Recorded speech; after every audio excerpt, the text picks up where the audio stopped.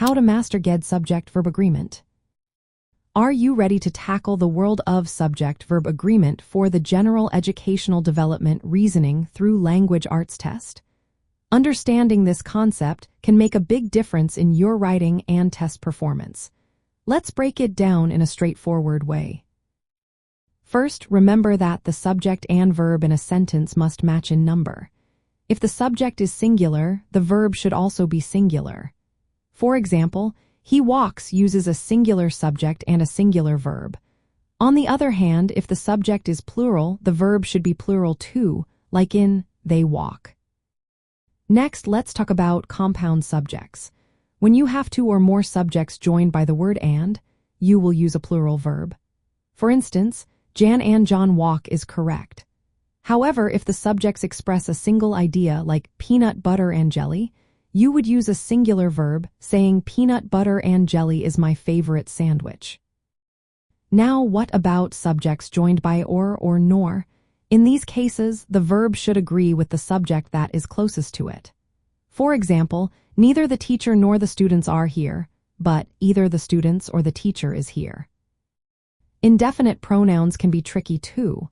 Words like everyone, each, and nobody are usually singular and take singular verbs, so you would say, everyone walks to the store.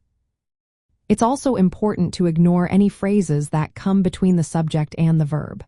For example, in the windows in the house stick easily, the phrase in the house does not change the verb form. Focus on the main subject instead. Linking verbs are another area to consider. The verb agrees with the subject, not with any noun that follows it. For instance, the first act was clowns doing tricks, not were clowns. To really master subject-verb agreement, practice is key. Regularly work on sentences that involve these rules.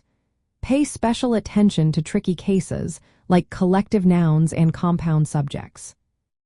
When preparing for the GED test, take a moment to identify the subject in each question before deciding on the verb form. Cross out any extra information that might confuse you. Using practice tests focused on subject-verb agreement can also help build your confidence.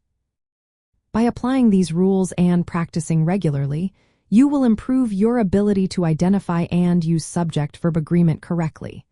This skill will not only help you on the GED test but also in your everyday writing. So, get started today and watch your skills grow.